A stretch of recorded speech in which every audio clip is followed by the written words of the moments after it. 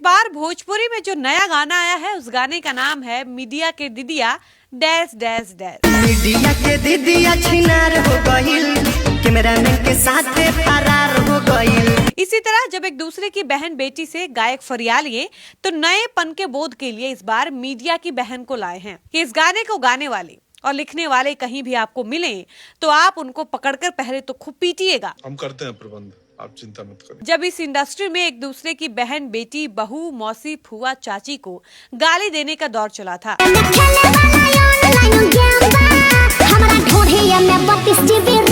तो महिलाओं के अंग वस्त्र जैसे चोली साया साड़ी लहंगा ब्लाउज को सहारा बनाया गया। चोट से तो लहंगा उठा दे रिमोट से। यूं तो भोजपुरी इंडस्ट्री अपने नए नए प्रयोग के लिए जानी जाती है। देश में कोई भी मुद्दा चल रहा हो उस मुद्दे पर सबसे पहले गाना भोजपुरी इंडस्ट्री में ही आता है।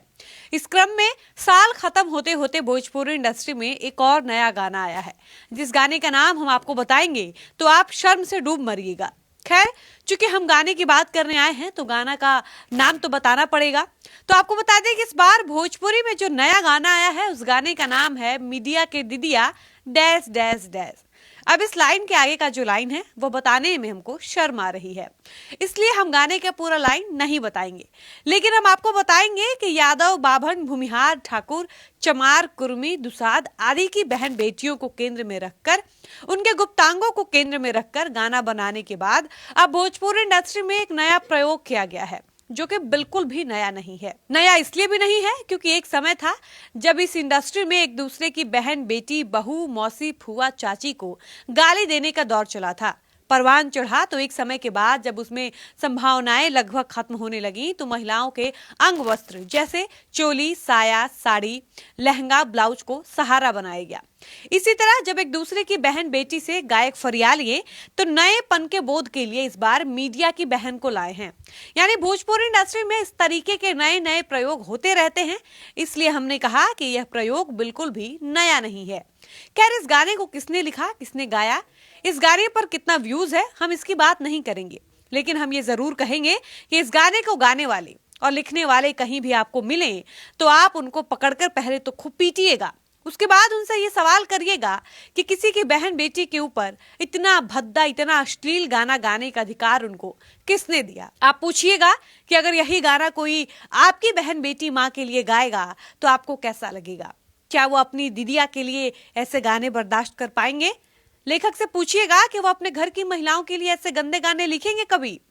देखिए, भोजपुरी कलाकारों से जब अश्लीलता से जुड़े सवाल पूछेंगे तो उनको मिर्ची लग जाती है।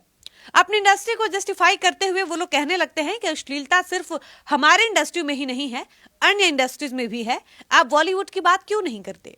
भोजपुरी इंडस्ट्री के जुबली स्टार कहे जाने वाले दिनेश लाल यादव उर्फ निरहुआ ने कई बार अपने इंटरव्यू में कहा है कि बॉलीवुड के लोगों ने भोजपुरी इंडस्ट्री को बदनाम किया है, जबकि उनकी फिल्मों और गानों में कूट कूट कर अश्लीलता भरी हुई है। यानी भोजपुरी के बड़े बड़े कलाकार यह मानने को तैयार ही नहीं होते कि उनकी इंडस्ट्री में गंदे गंदे गाने बनाए जाते हैं। उनको लगता है कि भोजपुरी इंडस्ट्री पर अश्लीलता का आरोप भोजपुरी इंडस्ट्री की छवि को खराब करने के लिए लगाया जाता है, लेकिन सच यही है कि भोजपुरी गीतों का उमंग हाल के वर्षों में अश्लीलता की भेंट चढ़ गया है और भोजपुरी भाषी लोग ही अपनी भोजपुरी भाषा का उपहास उड़ाते हुए नजर आ रहे हैं। आप सोचिए जरा कि कभी साची प्रीतिया की बात करने वाले भोजपुरी गाने अब होली चोली और रिमोट से उठने वाले लहंगों तक ही सीमित हो गए हैं। इस फटाफट फॉर्मूले ने भोजपुरी गायकों को पैसा वाला तो बना दिया, ऐसे गायकों को खूब प्रसिद्धि भी मिल गई।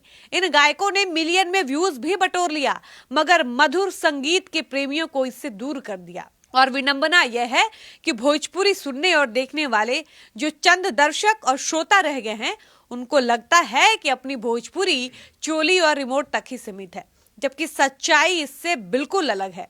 सच तो यह है कि भोजपुरी से मीठी कोई भाषा ही नहीं है। सच तो यह है कि भोजपुरी भाषा का अपना एक अलग समृद्ध इतिहास रहा है। भोजपुरी का अपना इतिहास और साहित्य रहा है।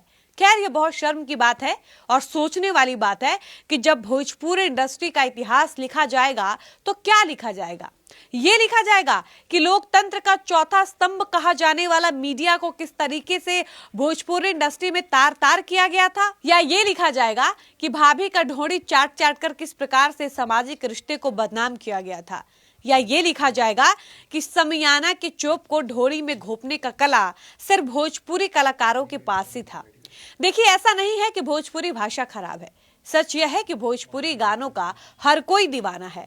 यूपी, बिहार और पूर्वांचल में कोई भी शादी पार्टी बिना भोजपुरी गानों के पूरा नहीं होता।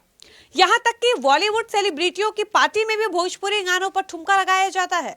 भोजपुरी का गाना लॉलीपॉप एकमात्र ऐसा गाना है जिस गाने पर शायद ही कोई डांस नहीं किया होगा, लेकिन कुछ गाने ऐसे हैं जिन्हें सुनने का मन बिल्कुल नहीं करता। इन गानों में अश्लीलता भर भर कर परोसी गई है।